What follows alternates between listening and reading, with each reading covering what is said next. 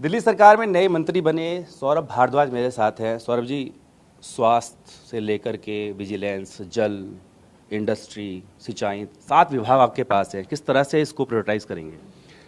देखिए, जो सबसे बड़ी प्रायोरिटीज़ हैं वो प्रायोरिटीज़ हैं जो मुख्यमंत्री जी की प्रायोरिटीज़ हैं। उनका हमेशा से मानना है कि शिक्षा और स्वास्थ्य सरकार का काम होता है। बड़े बड़े विकसित देशों के अंदर जहाँ लोग अच्छा पैसा कमाते हैं वहाँ पे भी बेहतरीन शिक्षा और अच्छी स्वास्थ्य सेवाएं सरकार द्वारा उपलब्ध कराई जाती हैं। स्वास्थ्य सेवाओं के लिए जब कोई आदमी आता है, उसके घर में कोई बीमार होता है, तो वैसे ही बहुत कष्ट में होता है, परेशानी में होता है। और आज हिंदुस्तान में जो हालात हैं, जो बेरोज़गारी है, महंगाई है, हर आदमी डरता है कि मेरे घर में कोई बीमार हो जाएगा तो मैं इसका इलाज कैसे कराऊंगा, कहाँ से पैसा लेके आऊँगा। ऐसे समय में दिल्ली सरकार चाहती है कि किसी के घर में कोई आदमी बीमार हो तो सरकारी अस्पताल में उसका निःशुल्क इलाज हो, अच्छा इलाज हो, वो स्वस्थ होकर घर जाए। तो हम सबसे बड़ी प्रायोरिटी हेल्थ को रखेंगे। गर्मियों का मौसम है, पानी की कमी अभी से यमुना के अंदर होने लगी है। हरियाणा के अंदर इलीगल सैंड माइनिंग के चलते पूरा का पूरा पानी यमुना से रुका हुआ है। तो पानी जो है हमारा दूसरी प्रायोरिटी का सेक्टर रहेगा। जितनी अनऑथराइज कॉलोनीज़ के अंदर सड़कों के काम हैं, नालियों के काम हैं, पानी के सीवर के काम है, वो अर्बन डेवलपमेंट डिपार्टमेंट द्वारा कराए जाते हैं, वो प्रायोरिटी रहेगी। एमसीडी क्योंकि अर्बन डेवलपमेंट के अधीन आती है, तो कूड़े का निपटारा हो, कूड़े के पहाड़ जो है जल्द से जल्द साफ़ हों। इसके बाद जो सफाई व्यवस्था है वो ऐसी हो कि कूड़ा जो है सोर्स पे ही सेग्रीगेट होना शुरू हो जाए, ताकि सोर्स पे ही इसकी प्रोसेसिंग अच्छे से हो पाए। ये हमारी कोशिशें रहेंगी, दिल्ली साफ़ सुथरी बन जाए। तो मोटे तौर पे ये प्रायोरिटीज़ रहेंगी। और सबसे बड़ी प्रायोरिटी हमारी ये रहेगी कि सत्येंद्र जैन साहब और मनीष जी जो अपने काम छोड़ के गए हैं, जब वो वापस आएँ, अपना पद संभालें, तो उनको वो काम देख के ये संतोष हो कि हाँ, पीछे से भी काम चलता रहा। मैं इसी पे आने वाला था। गुरुवार को जो आपने शपथ ली, आपने कहा कि भारत बन के काम करेंगे, और 75 सालों में जो नहीं हुआ इन दोनों मंत्रियों ने किया। तो जो वो लकीर खींच कर गए हैं, लगता है उसको और बढ़ा पाएंगे? देखिए, मनीष जी, सत्येंद्र जैन जी मेरे बड़े भाई की तरह थे। हमारा काफ़ी प्रेम है और जितना काम उन्होंने किया है इन 2 सेक्टर्स में, ये बात सच है कि 75 सालों में वो हिंदुस्तान की किसी राज्य के अंदर देखने में नहीं मिला। उन्होंने बहुत लंबी लकीर खींची है। उस लकीर तक पहुंचना हमारे बस की बात नहीं है। इतना है कि उनके पीछे उनके काम ना रुकें, ये कोशिश रहेगी हमारी। आप कह रहे थे कामना करते हैं जल्दी बाहर आए, लेकिन जिस तरीके से पहले सीबीआई, अब ईडी, आधे यहाँ जमानत पे सुनवाई होनी थी, अब ईडी ने भी गिरफ्तारी कर लिया और रिमांड मांग रहे हैं। लग रहा है मुश्किलें अब बढ़ती जा रही हैं। देखिए, एक तय पैटर्न है, इसके अंदर कोई नई चीज़ नहीं है। हम तो ये बात 6 महीने से बोल रहे थे।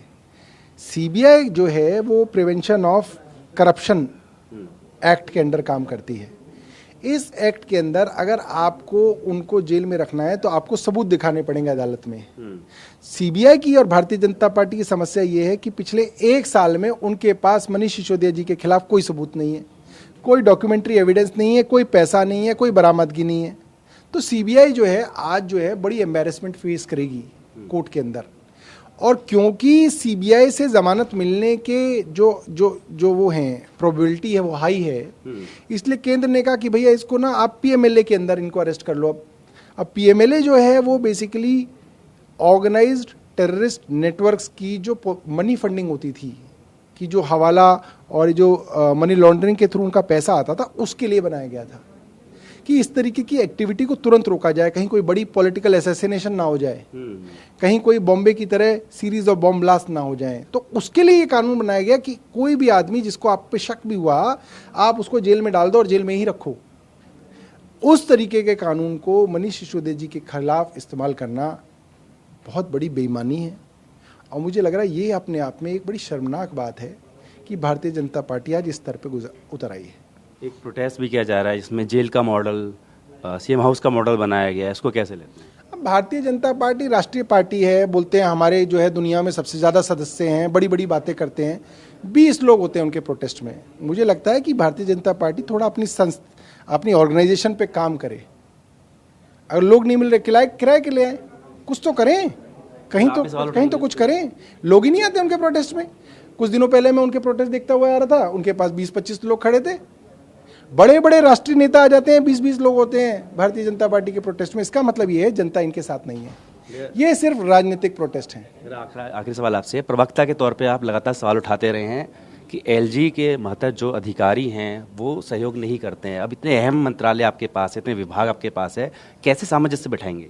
देखिए, हमारा तो बड़ा स्पष्ट मानना है, अगर कोई अधिकारी गरीबों की दवाई ना मिले इसके लिए काम कर रहा है, अगर कोई अधिकारी इस चीज़ के अंदर काम कर रहा है कि मोहल्ला क्लिनिक के डॉक्टर्स को जो है उनका पैसा ना मिले, अगर कोई अधिकारी इसलिए काम कर रहा है कि वो अस्पताल जो है ना बन सकें, तो हम एलजी साहब को उनके नाम बताएंगे और बाकायदा एविडेंस के साथ बताएंगे, और हम चाहेंगे एलजी साहब उन पर कार्रवाई करें।